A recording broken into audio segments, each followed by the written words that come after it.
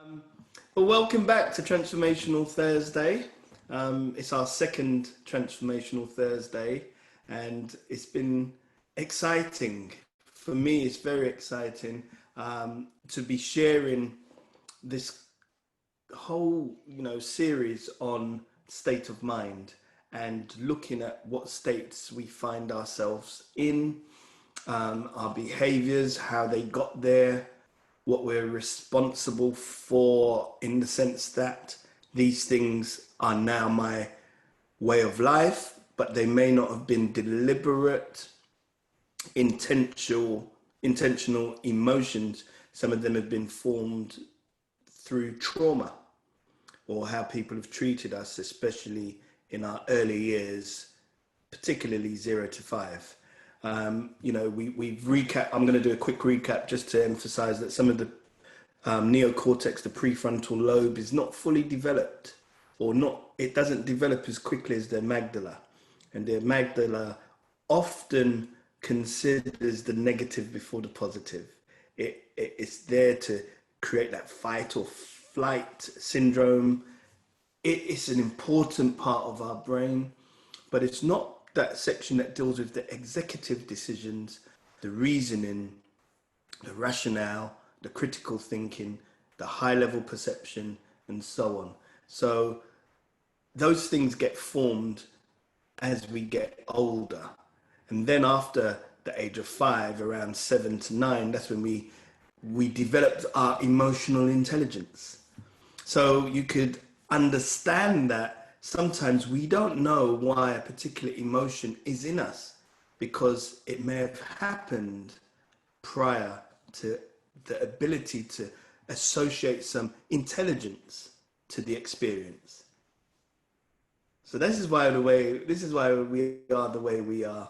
We're good at some things and we're not so good at some things. We're brilliant in character in some issues, and then you look on the other side and we're completely flawed. And we understand a lot about ourselves, and there's so much we just don't know. And we like I said in the previous sessions, we just don't tend to remember what happened to us at 2 years old. We can't remember that. We just about remember 4, maybe 5 when we start in primary school, and when we were at infant school, or even perhaps elements of nursery, but we just don't know the detail. We don't seem to remember, and that's simply because that prefrontal lobe, the neocortex, hadn't been developed as yet. So that's a bit of an overview of what's been happening in the last 3 sessions. So today, the part 4 is really around understanding whether you know what state of mind you currently are in. I've said this before and I'll say it again, it's not a burden to say it, but the biggest disease burden on the planet is not cancer or diabetes or alcoholism or drug use. The biggest disease burden in 2020 is mental health issues. And some of them are not because of deformities or, clinical situations like ADHD or something like that. Some of them are because of the patterns of thinkings and modalities that we've created for ourselves.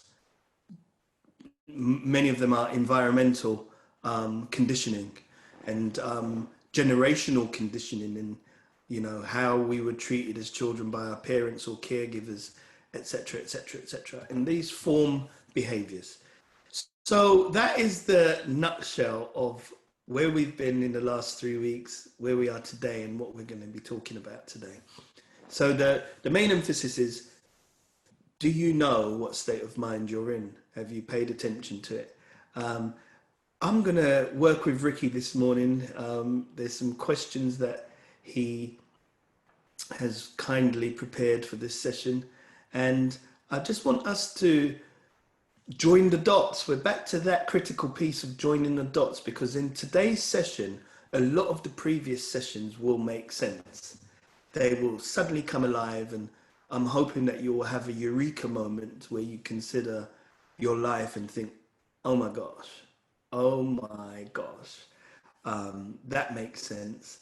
And perhaps, and hopefully, preferably, you will come to that conclusion that I'm not as bad as I perhaps thought I was. That would be lovely, wouldn't it? That would be a really good well-being outcome if we could start to consider ourselves as not as bad as I thought I was. So 93% of us are aware of the state of mind that we're currently in. And I'm just wondering if we're happy with that state of mind. You know, that's a further question that we can do and ask ourselves. It's that self-analysis. Am I happy with the way my mind is, what I'm thinking about, what I'm processing, and what's consuming me? What's absorbing my attention? What am I paying attention to? What emotions are at work that's dictating my pace or my behavior? So, you know, being aware of it is one thing. Are we happy with it is another. So let's look at this today. This is, until someone tells me we need to continue this state of mind series, this is probably the last in the series, because there's other people that I do want to hear from, perhaps next week. So this is the last of the 4. So hopefully, as I said, it will be that stitch and thread thing where we come together with our thoughts. Let's look at some facts. When it comes to resources, as a global system, we have more information available to us than at any time in our living experience. Let's not talk about our ancestors. And let's not talk about the generations that we hear of in who created the pyramids, and they must have used some sort of supernatural powers. I'm saying in your life, there is more information readily available to you today than at any other time you've ever walked on this planet. So let's look at a fact. They say for 1 second of a video or a clip that you watch on YouTube, 5 more hours is added for that 1 second you watch. They're saying it's an average of 5 to 10 hours. So let's take the lowest common denominator there. 5 hours of new information and content is being added. And that's just to YouTube. That's not TikTok or Instagram or all these other social medias, or just the internet as a whole. So there's a lot of information. And sometimes that can be a bad thing, because we are creatures of habit and we learn to be programmed. Do you remember we talked about this in the previous session, that whether you like it or not, you're going to be programmed. The only thing you've got here is a choice on what you allow or prefer to program you. The brain absorbs information. We have 80,000 thoughts or thereabouts running through our minds every day.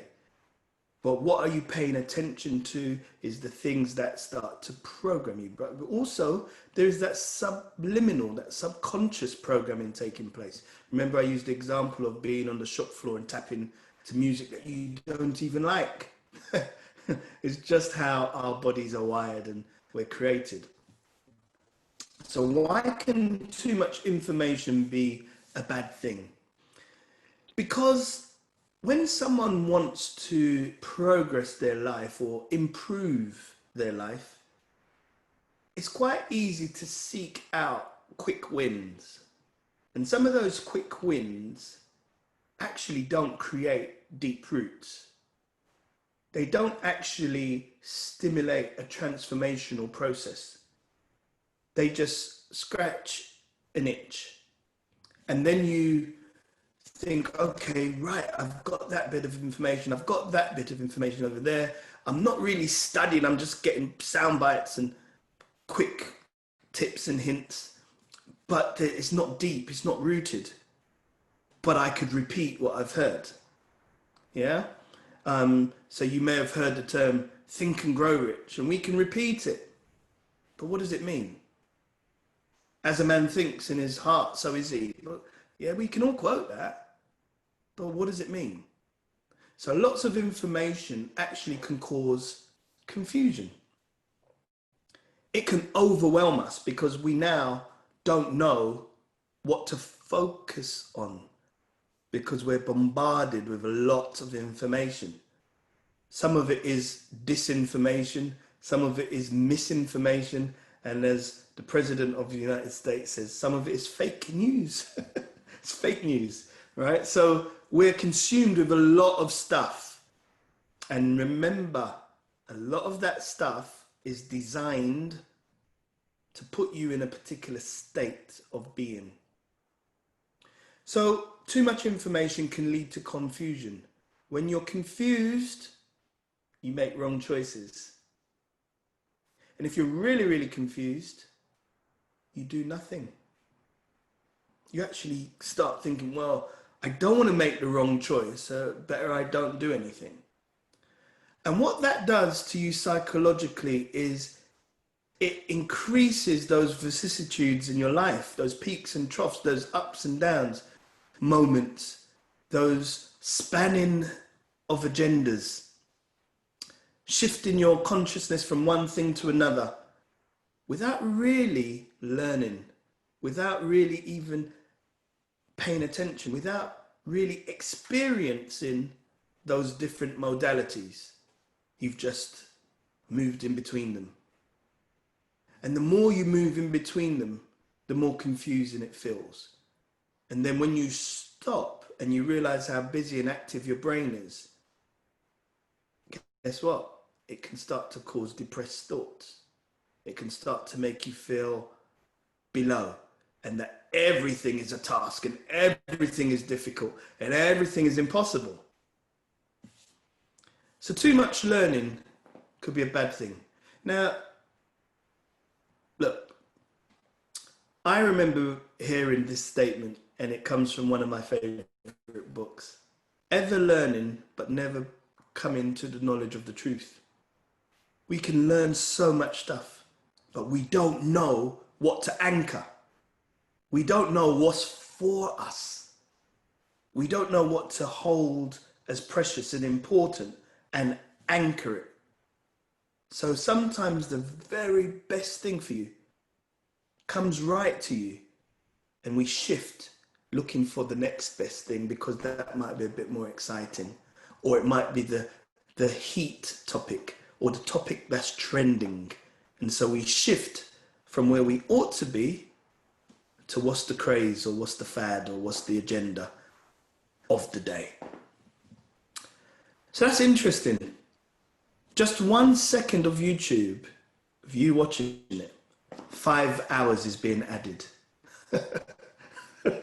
When are we going to know it all? There's more questions than answers. So I think the problem is there's some dissonance in between the things we want, the things that are achievable, and our attainment. Just because something's achievable doesn't mean you're going to attain it, but it may be for you. The chances are it is for you. Life and good success and healthy minds and healthy bodies should be your portion. We can package all of that up as well-being. It is your portion.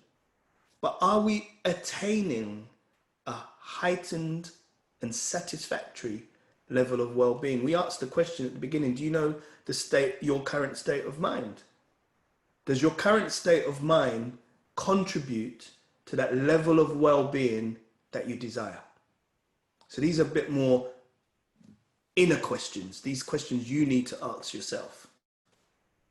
Because remember, I could tell you something, and if I try to force you to do it, it only builds resistance.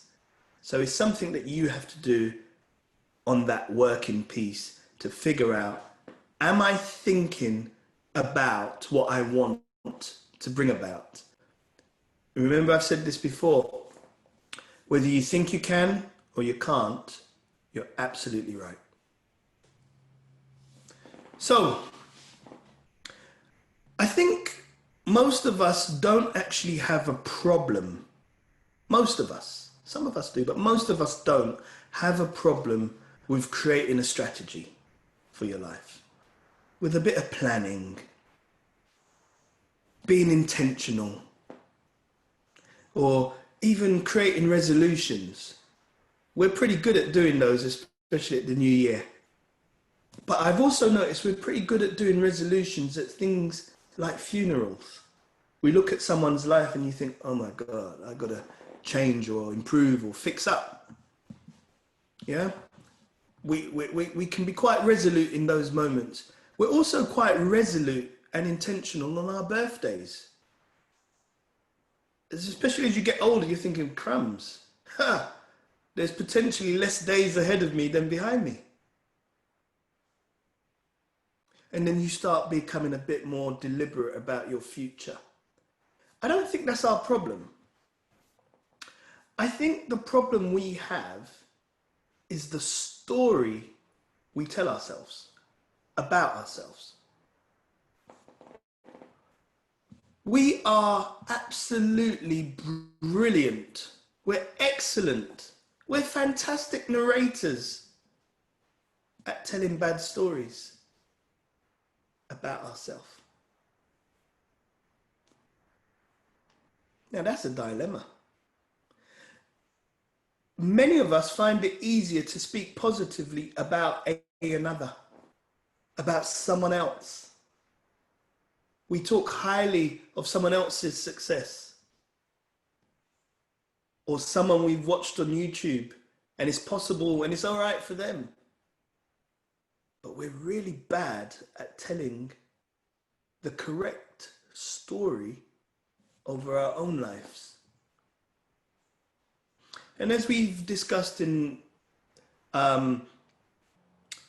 we're in season 2 of the Wellbeing Cafe and we've done 4 episodes. I think it was episode 2 and 3. Well, actually 1, 2, 3 so far. We've talked about some of these stories are created from early childhood trauma. Not only the first 1,000 days of a life, but let's say up to the age of 7, where we're impressionable, where we're learning emotions, we're learning habits. And whilst we're learning emotions, we've not necessarily got the intelligence to be associated to that emotion, but that emotion has created a pattern and an experience in our life. And that pattern can follow us through. I've talked about this where the child is at the till and the mum shouts at the child and it becomes Isabel's lifestyle. But there comes a point where we have the power to choose. And what we often do is go to the default setting. And remember that default setting is usually a result of someone else's programming of you. And that default setting says intrinsically, you hear it. I've been guilty of it, believe it, I have, of thinking because you failed at a task, you then say, well, I'm a failure in life. Everything gets blown out of proportion because you failed at a particular thing. How many of us do that? I'm so stupid. If only you knew, Mike. Yeah. Things are so bad. Perhaps. But how are we compartmentalizing our issues? How are we compartmentalizing our failures or our experiences? And what can actually change? What can be improved? And so therefore, because we consider often that I failed at this thing, and I failed at that thing, and that dream I had didn't work out, and that relationship broke down, and I lost my job there, I must be the failure. I must be the problem. And so what happens then is you start to self-sabotage your future. And that's simply because you have the wrong narrative taking place, not only in your subconscious, but it now comes to the forefront of your mind. So your perception gets skewed. Your concepts of your life gets disproportionately skewed. Everything that comes your way, you then become hypersensitive or suspicious about. And your confidence starts to dissipate because of a failure or two or 10 or 1,000. Colonel Sanders, I'm sure we've all had a bit of KFC in our lives. Colonel Sanders, after living a life of trying, after retirement, I believe he was 67 when he decided and he invented Kentucky Fried Chicken. Huge success.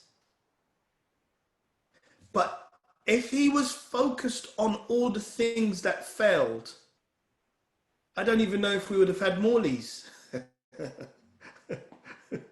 or your favorite chicken shop, because KFC was the father of that thing. He continued not looking at himself as a failure, but the thing he tried may have failed. Totally different positioning, one that you ought to try and adopt. Oh, wow. What are we listening to? It's okay to talk about the songs that we hear in the shop floor that make us tap our feet and then 5 days later we're singing aloud in the shower to. But what about your song, Over You, that you're singing in your own mind about yourself? Can you hear it? You know your chorus very, very well. What is it saying? What is it saying? Your harmonies are brilliant. Perfect pitch, perfect timing. But what is the song that you're singing about yourself? What's the song that's over you, that you wrote? Are you tapping your feet to the beat of a song that is chaotic and crazy and self-sabotaging? Yeah? What happens when we're in that state of listening to these songs and these words and we're creating pictures of our life in a particular state? Is we start to delay responsibility for our own behavior. One of the quickest ways to delay responsibility is to blame someone else. And then after blaming someone else, when there's no one else to blame, we end up convincing ourselves that we'll take care of it at some point in the future. Just so that I don't feel super bad today. We delay it. But in that delaying, it starts to erode a groove into our psychology. It creates a pattern. It gets embedded. It becomes a habit. It becomes our behavior. And then we start to mistrust our own selves with anything that we ought to be responsible for. We're not sure if we can. Oh, please don't pick me. Not today. I'm not up for it. I'm not sure if I can. And our conversation about ourselves has changed. So most of us observe our habits. It goes back to my first point. Are they good habits? Are there some of those habits that really need to change, to get it out of our subconscious mind, to rewire it, to retrain it? Only you know. And if you don't know, ask somebody. Let me carry on, because I just felt to free flow when actually I don't need to, because I've got notes.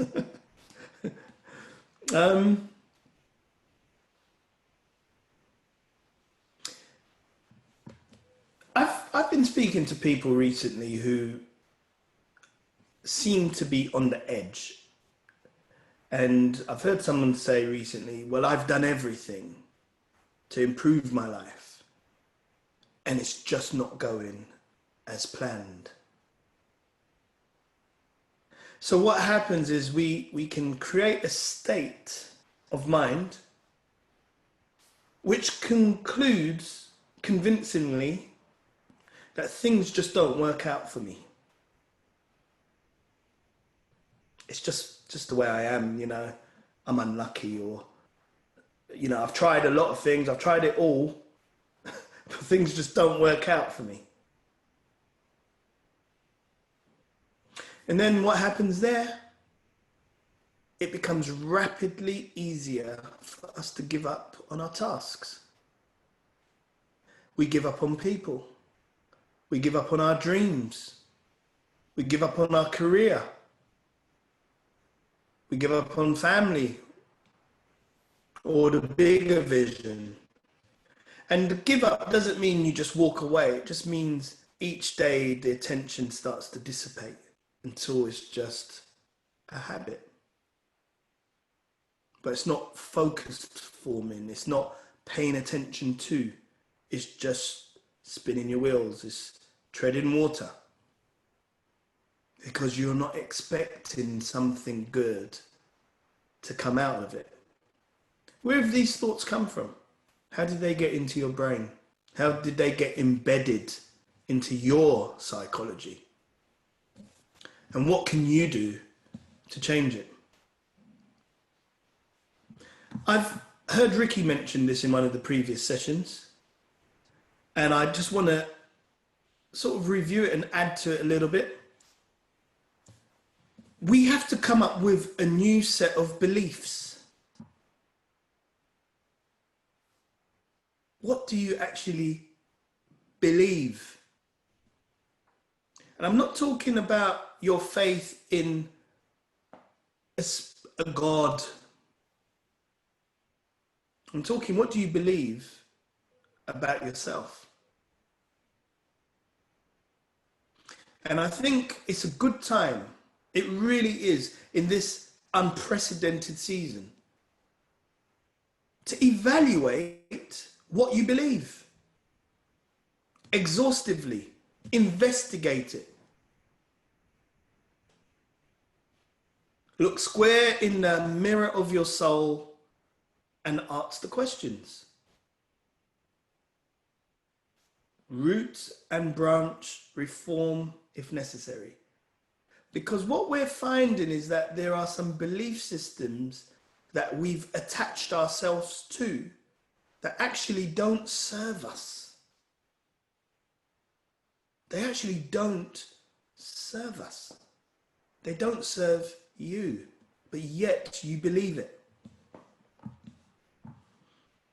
So we have to come up with a set of beliefs, not just strategies, not just intentions, not just resolutions, not just a how-to guide, but a brand new belief.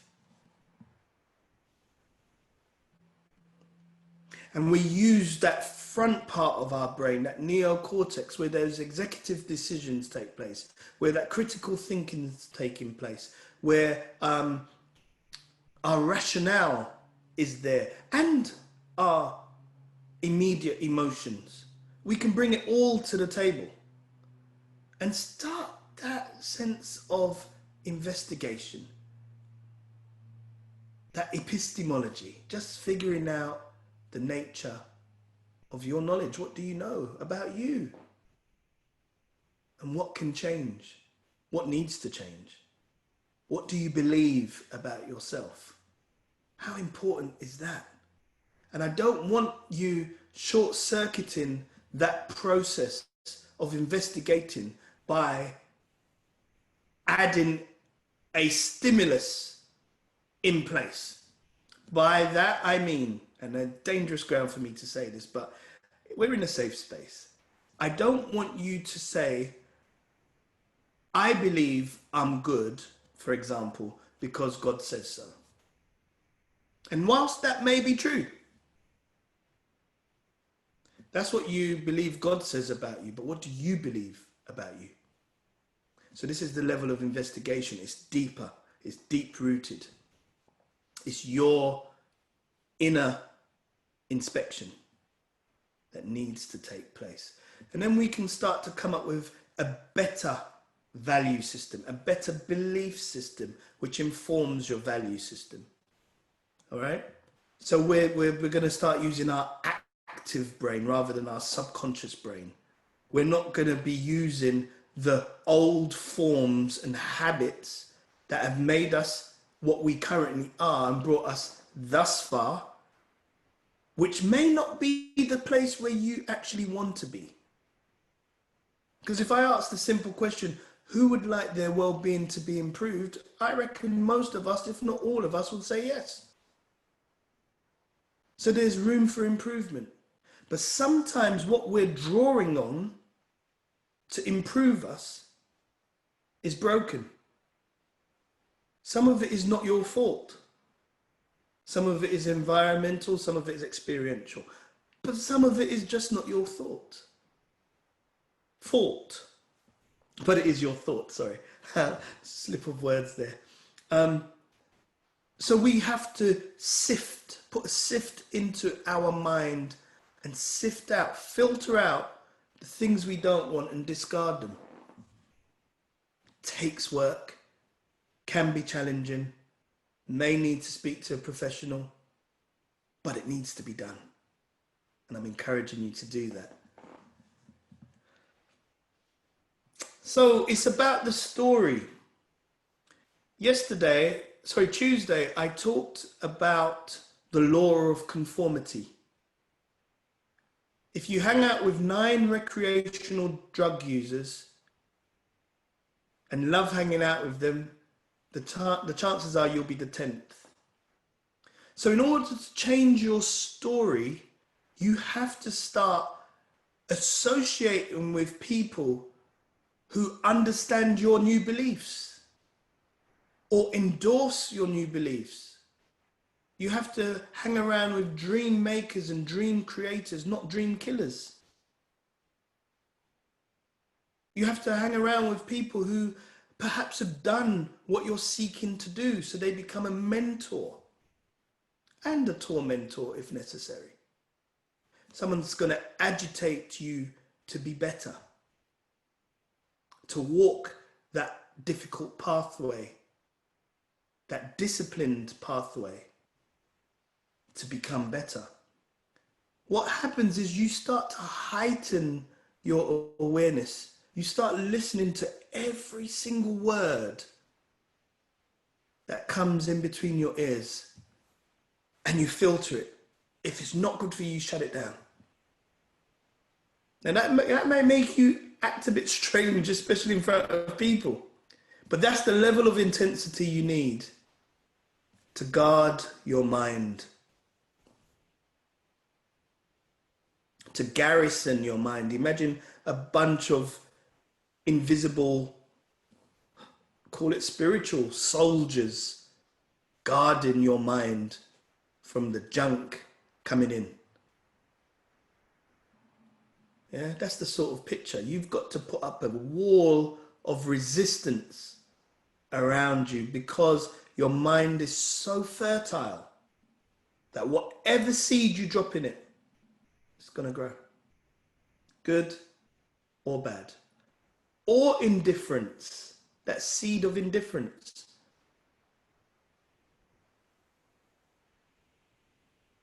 Where nothing happens. So we've got to become active in our pursuit of the things we believe in, the new belief system. And that new belief system allows you to create a new story, a brand new story about that same individual, a brand new perspective, which all takes place in the frontal lobe, a brand new conscious decision-making process that's rooted, firstly, in love, rooted in acceptance, rooted in forgiveness. Those are some of the real soils that we need to plant our seeds in. Do you believe that you're good enough? And if not, why not? Are you associating your failure of a task with you as a failure as a human? That's a luxury you can't afford. You're going to have to start believing in things that are compelling, that has a sense of purpose, that has a sense of mission, something that's driving you. Tuesday, I said, we are hardwired as humans to live in a space of a comfort zone. But the essence that describes us as us, in other words, your soul, is hardwired for growth. So what's pulling you? Is your future pulling you to say, come higher, let's be better? Or is your past pulling you and saying you'll always be? It's a decision. It's a process. It's a starting point today. What's compelling you? What are you believing? What can you change? What can make you happy?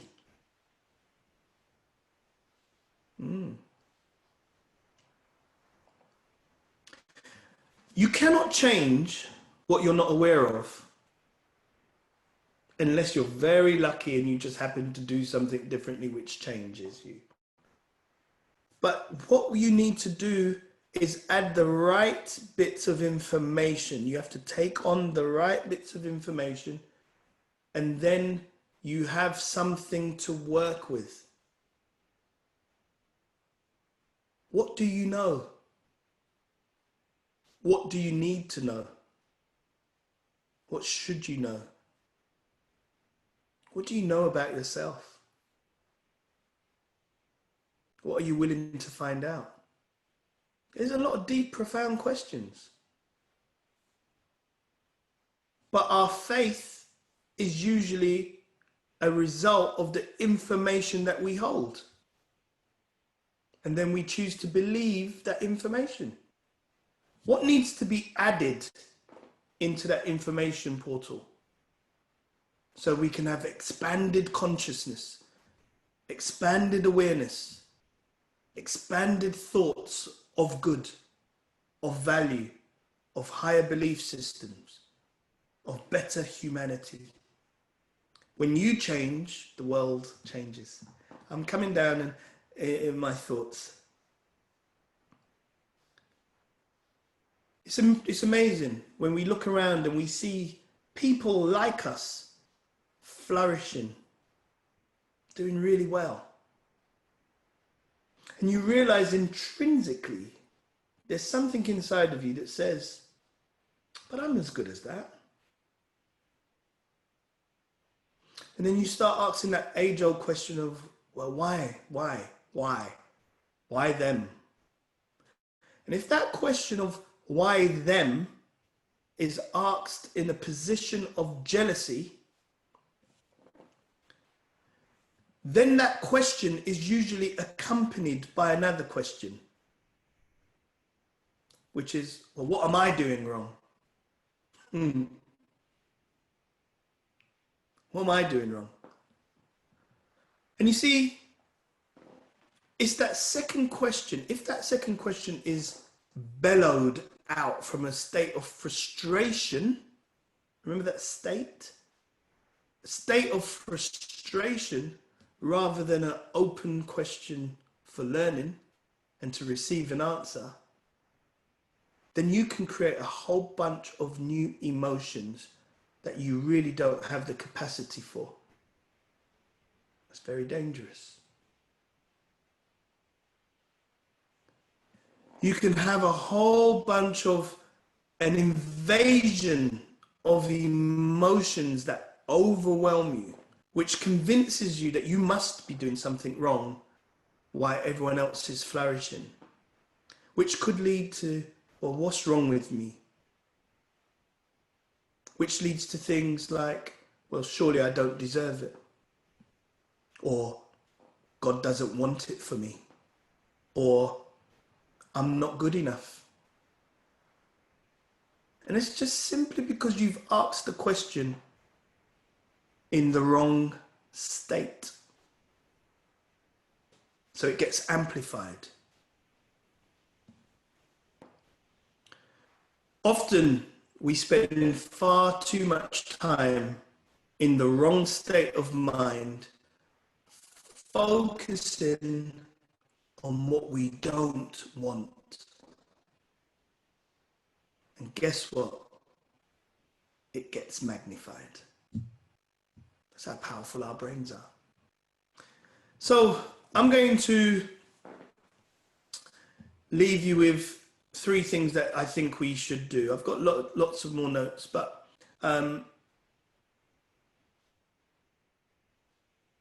let's see. Should I? Yeah, I think I should say this before I leave you with 3 things. We've got a bit of time. Yeah. I think also what we've become good at is fluctuating between states of mind. So when I said, or Ricky asked the question, are you aware of what state of mind you're in? There's usually multi-dimensional states of mind that are occurring. That's why we can move from a state of euphoria or excitement or happiness, and then we remember something which dulls our mood, and we're now suddenly in a different state. Or if you go and do some physical activity and the endorphins start popping, your mood changes and your state of mind changes. So in any one day you can go through varying states of minds, but there is usually an underlying trend as a rhythm of your life. And so when we have so much anxiety or so much trepidation about our future, we jump from pillar to post, from tree branch to tree branch, hoping that when I land on that tree, I'm going to be better. And what we end up doing is just visiting a bunch of trees in our garden, and none of them have roots. So when the wind comes, they blow over. And when challenges come to your life, you crumble. Because we're jumping from thing to thing. So I'm going to suggest to you that maybe focus on one thing. One thing that you should desire and that you can seek after. Press in on that one thing. Pay attention to that one thing. Drill down deep roots on that one thing. Change one thing at a time. If you try and change everything, it's going to mess you up. Put it frankly, it will mess you up. Change one thing. Be deliberate about one thing. So here's the final 3 things I will say. In summary, first thing you do, write your new story and tell it. Some of us have been told, oh, when you're writing vision, don't share it with people.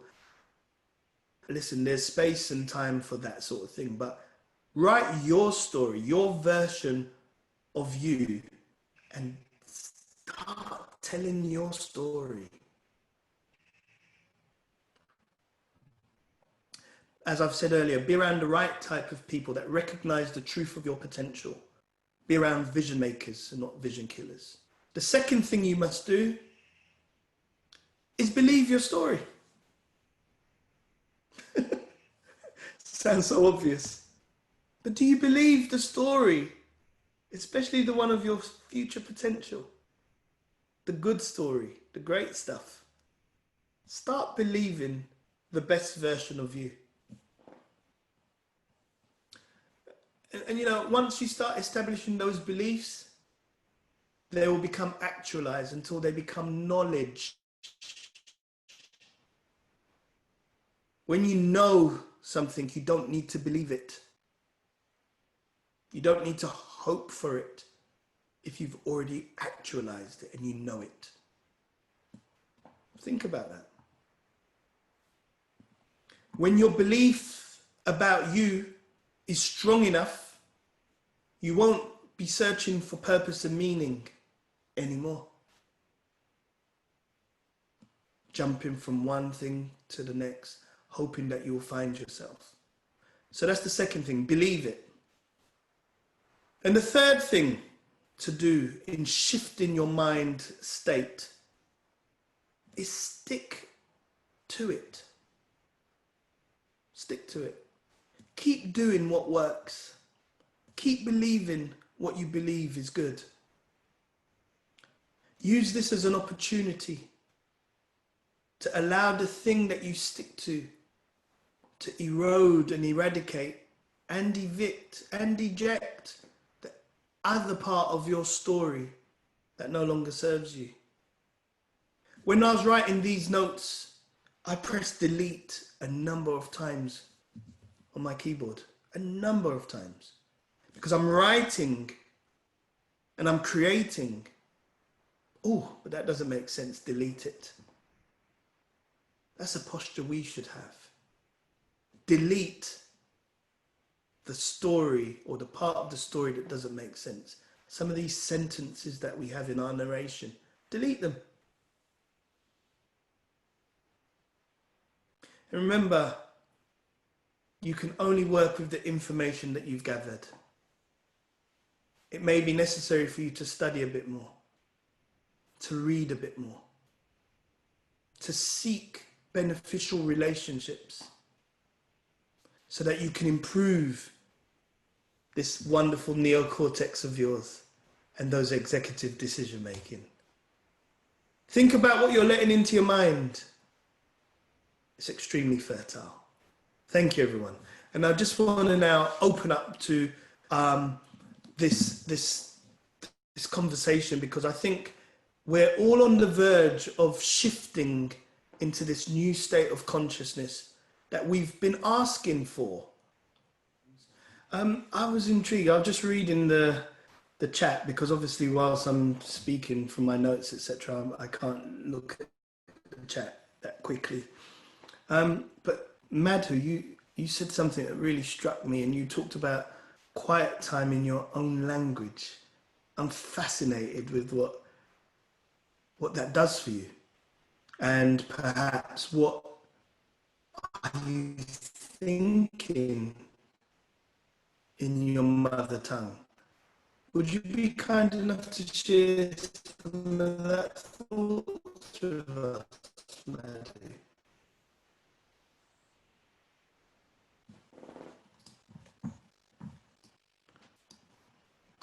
Hopefully you can, Madhu. If it's no problem if you can't or you don't want to. It's just, I was just intrigued. And if you do want to, just unmute yourself and go ahead, because I think it was a valid point. It's an interesting point.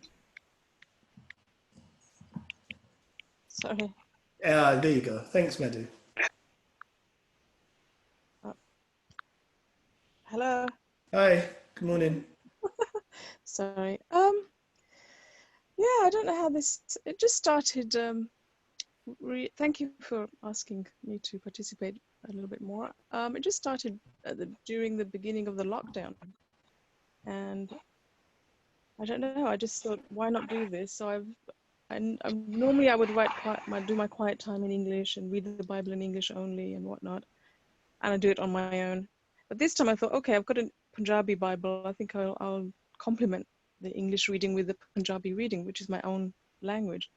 And I'm just getting a lot more out of it. I'm learning so many new words that I would never know, because even though I'm a Punjabi speaking person, in our home, in our family, we don't speak Punjabi so much. So it's just putting me in touch with kind of my roots. I feel like I'm really getting into the core of who I really am. Obviously, I am a Punjabi person living in the UK. And it's just, I don't know what else to say. To be honest, I haven't made the leap of thinking in Punjabi yet. I don't think so. No. Thank you. And just before you go, Madhu, over the last few weeks, I've noticed some of the comments that you've given, which was, especially with your dad and maybe some of the earlier childhood challenges. Has any of these sessions helped you to at least take a pause, take a breath, consider that, what, I will, I must be better, I will forgive, I'll move forward, and as tough as it might be, there is hope. How are you feeling?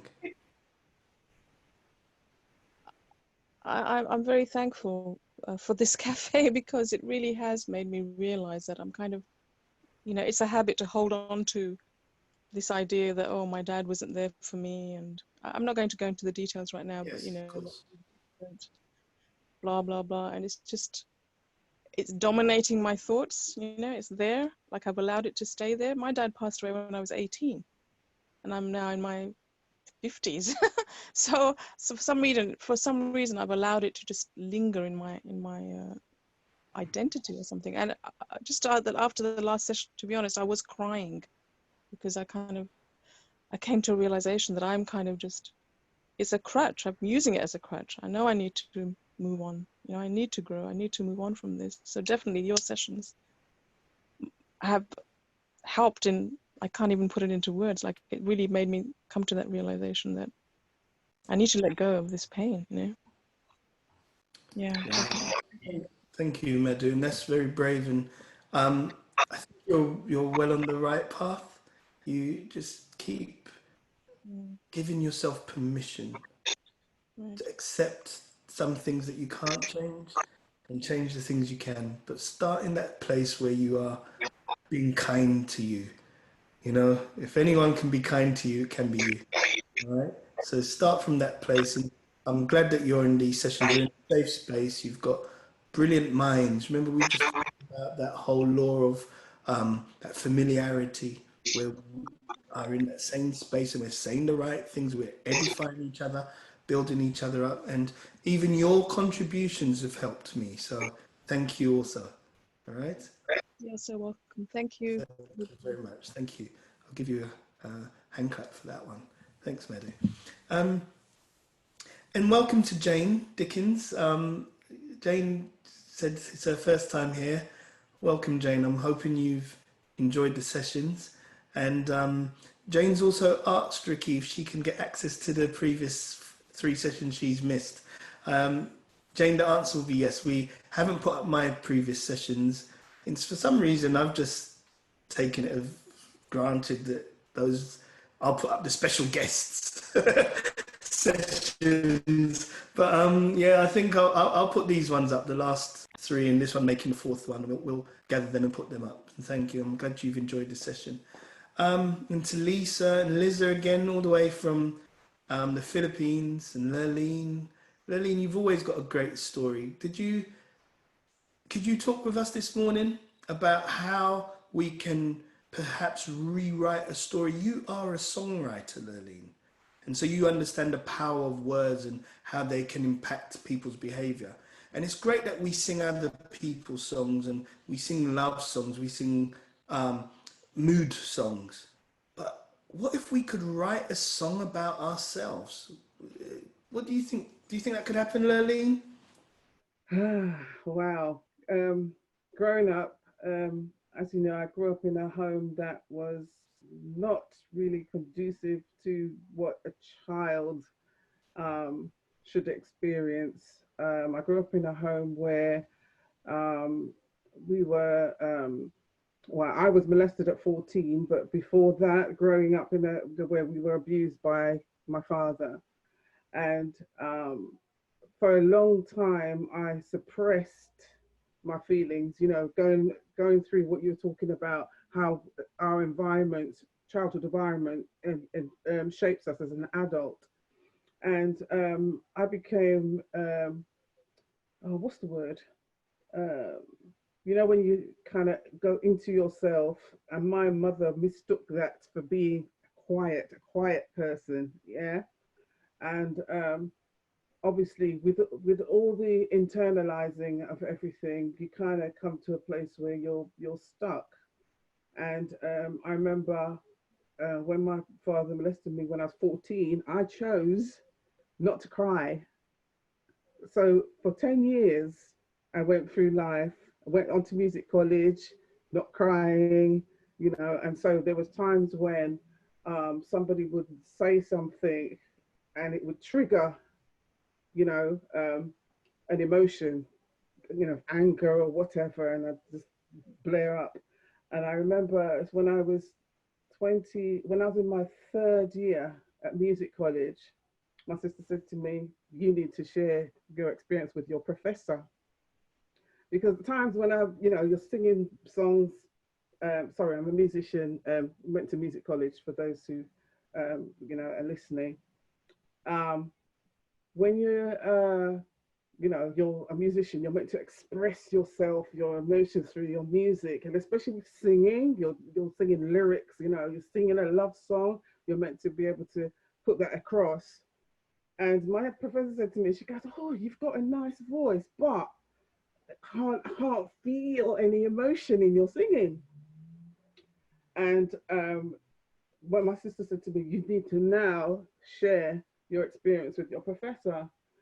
And once I sat my professor down and shared my experience with her, she kind of, "Oh, I understand now," you know. And the minute I shared, my body reacted, and it was as though my neck had expanded like 10 inches, you know. And because I got perfect pitch, I knew exactly what notes I was reaching. And as I was rising to the top in any exercises, as soon as I reached the note F, it's like my voice, you know, everything constricted.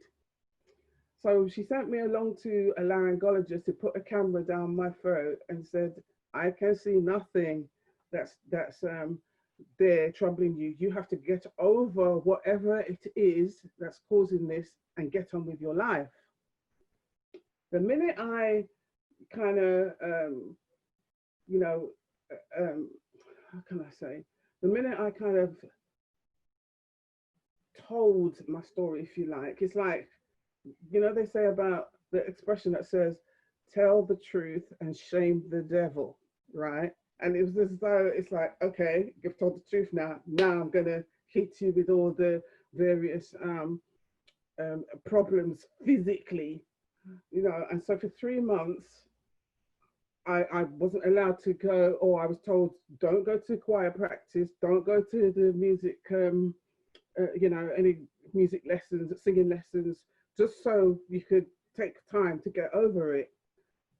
But after the 3 months, I decided, you know what, let me start singing again. And we had classes where you'd have all the students and the professor would get up, perform a song, and everybody would critique them.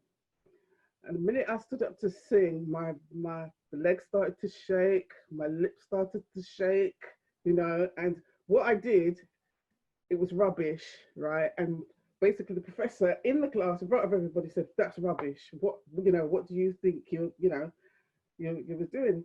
But in private, she said to me, "I did not expect you to get up so soon." But to me, that was the beginning of the healing, because the fact that I got it out and spoken about it, you know. And when it comes to that, that says to me that it's important as a songwriter, or to get your feelings out on paper. You know, if you can't talk about it, write it down. Yeah, and that is a way of release. Yeah. Um, I went through counselling sessions. I had a few counselling sessions again to help me to keep talking about it and make sense of, you know, what was going on. But it's important for the healing to express yourself. You know, write down what it is that you know you're feeling. You know, sometimes it might not make sense, but the fact that you're getting it out and putting it on paper, to me, that is a good way of beginning the healing um, phase. That's Absolutely, Lurleen. And you know, I know you, and you've shared some of your story previously with me, and for you to come on this platform and share it is a sign of your healing. It's a yeah. sign that you faced the biggest challenges you have faced, and Hmm. you're carving a way forward. That's And right. so I do salute you for sharing today. And you just never know who else you've helped on this platform. You know, Amen. someone else may have suffered similar, or and you just have helped someone today. So I do appreciate you. And so, Lurleen, have you rewritten the song of your life over your head? Um, Is it a work in progress? Work in progress, I would say, yeah, because yeah, there have been changes. As you know, I've now moved on to another church because but as part of it as well is like, you know, where you're in certain churches, you know, people said you wear a mask, you know, and you're not allowed to express yourself. You know, people come on now, you're a Christian, you're not supposed to, you know, behave in this way, you know, just trust God. And you know, I remember when 3 or 4 years ago I was being bullied, and for 2.5 years I was bullied by a line manager at work. And it got to the point where I was so stressed, my hair was coming out, couldn't sleep, failed my exams and all that because she made me so stressed. And I spoke to one of the, how can I say, leaders in the church that I was in at the time, and basically he said to me, "Come on now, don't you need to stop that and don't allow people to, you know, bully you, kind of thing, but just get on with it, kind of thing." And I was like, wow.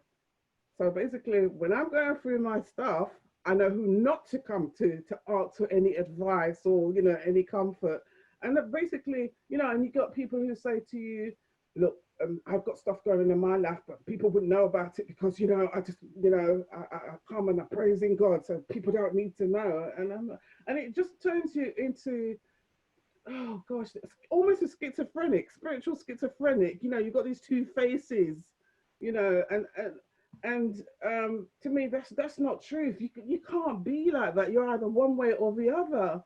And it's, you know, through experience, through learning, to talking to the right people, surrounding yourself with the right people, that you're able to, hang on, at least I can sit down and talk and express myself to this person. And when you talk and express yourself, it lifts the weight.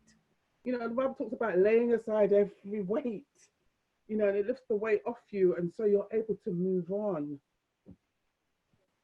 Excellent, Lurleen. And thank you for sharing. And you know, the law of conformity means that if you're in a space like this, you're going Mm-hmm. to hear encouraging things that uplift you, give you that sense of hope, and help ground you. So Yeah. thank you for joining the cafe. Yeah, You're brilliant. And welcome. thank you, more importantly, for sharing such a heartfelt situation. Really do appreciate and respect it. Thank you, Lurleen. You're welcome. Thank you. You know, there is a lady just staring at me right now in this cafe, and I haven't spoken to her in eons. I would just love to hear from her if she's willing to speak. Naomi, good morning to you. Naomi, I'm trusting you're well, and I'm just wondering if there is a way we can shift our behaviors by rewriting the story around us and actually getting the confidence to believe that new story. Naomi, good morning to you.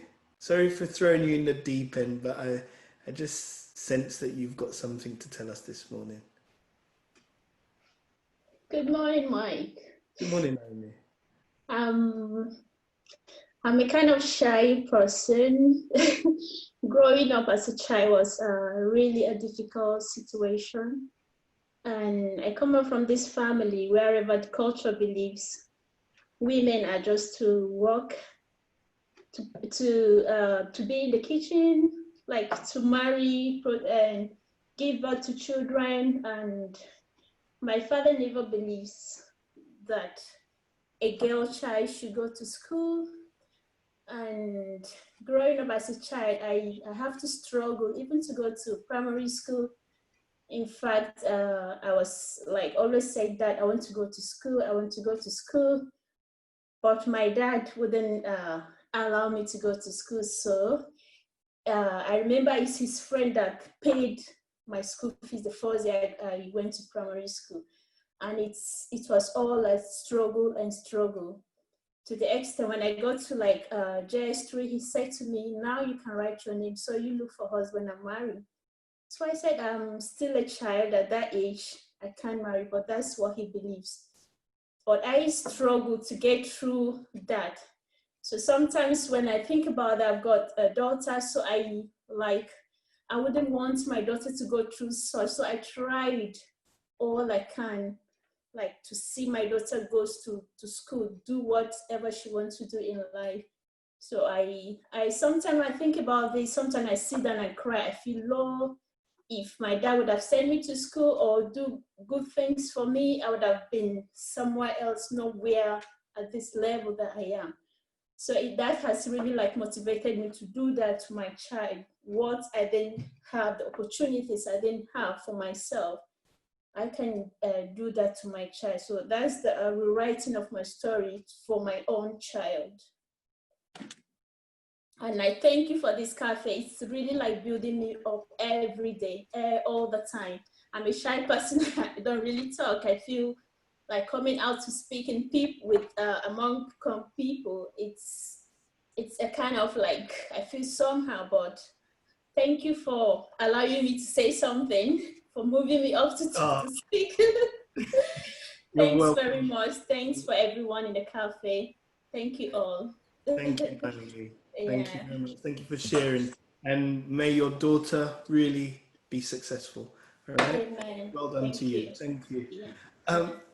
There's two people I'd like to come to.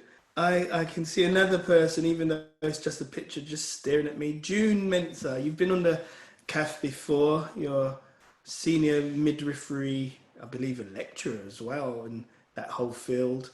Have you had to rewrite your story, the narrative that you've heard over your own life, and represent it and believe it? Oh, I hate you. Not really. Yeah, I've had to rewrite my story a couple of times. And it's really, I said that if you don't believe in yourself, you definitely can't be authentic in your authentic self.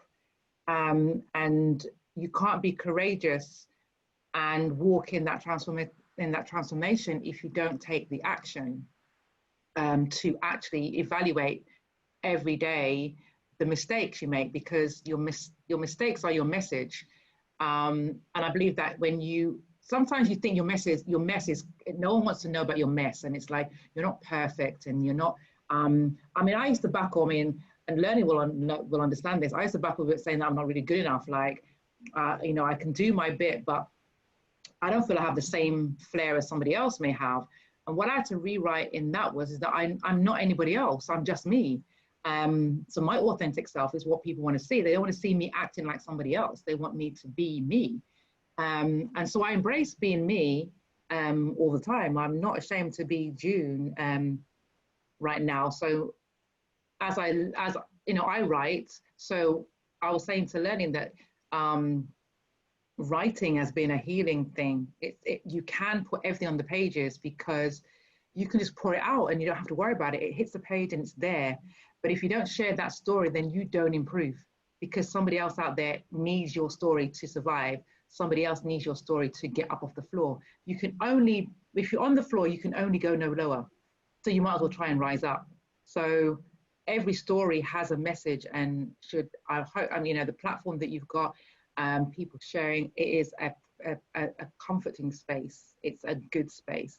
And we need more of it. We need more space like this.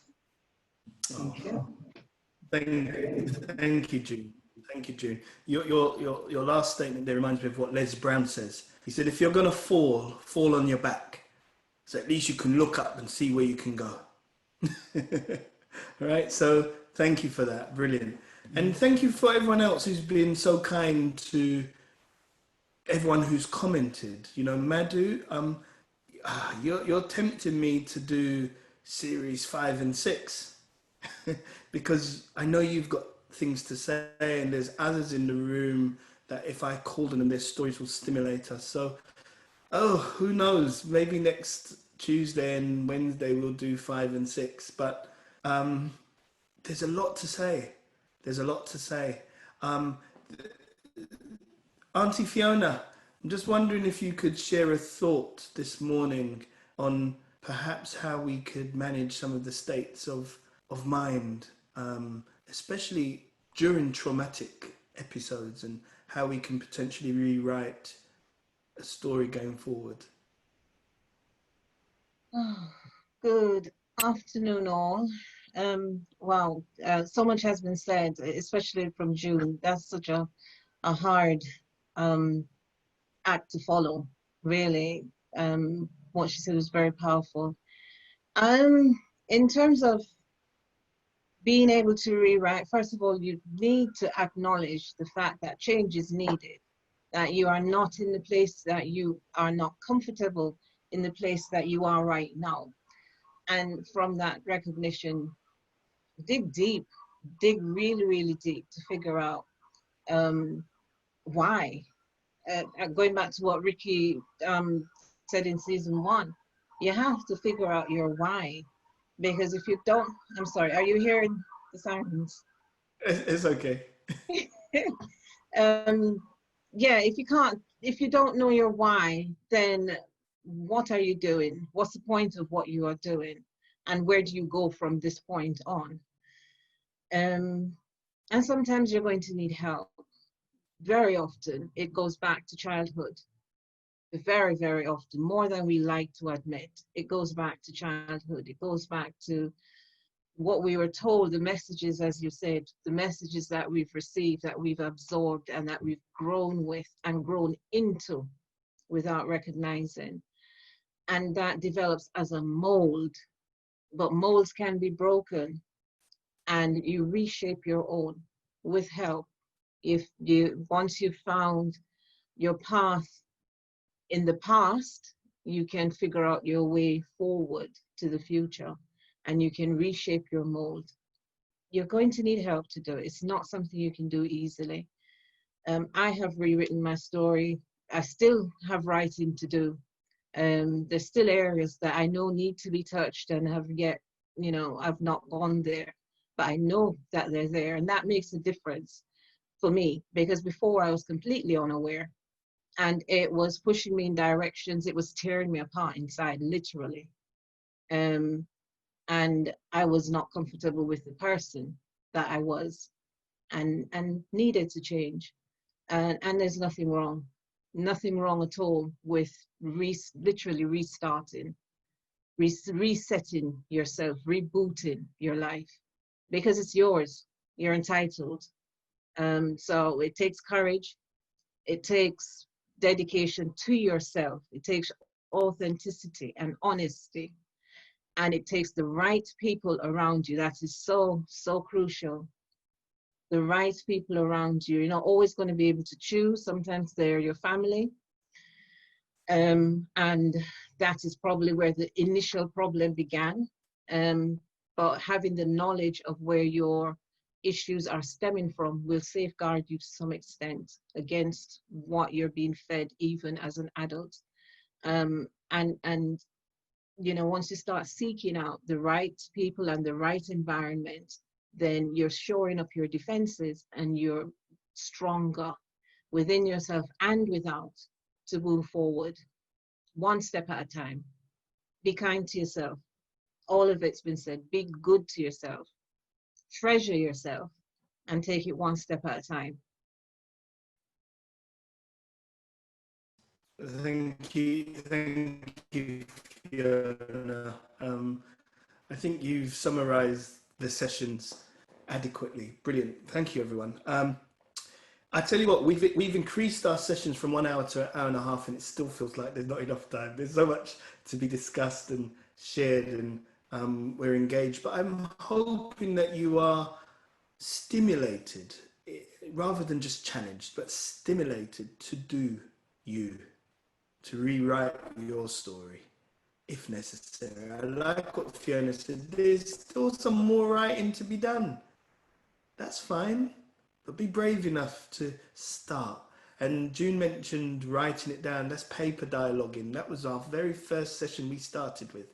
You know, writing things down and just dismissing them out of your subconscious to your conscious to out.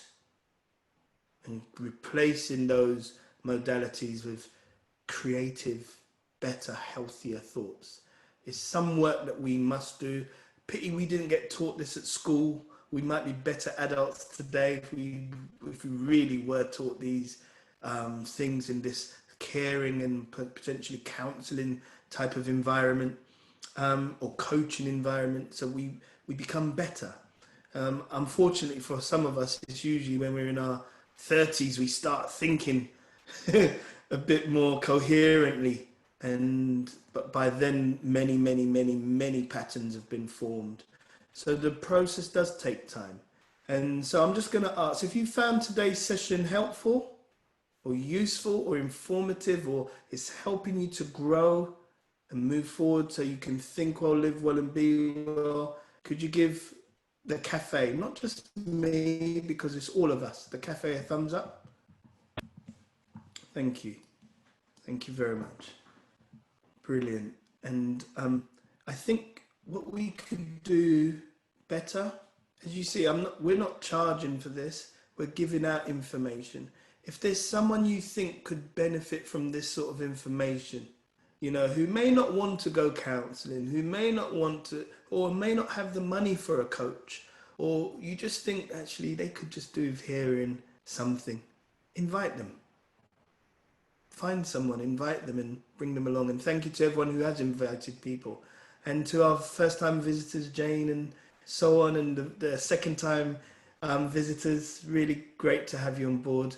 And I will work with Ricky to get these videos up so that you can review them. And more importantly, as Fiona just said, be kind to yourself. Be kind, just try and be kind to you, all right? And then you can be kind to someone else. So peace and blessings. And thank you to everyone who joined us today. Have a wonderful and safe week. Think well, live well, and be well.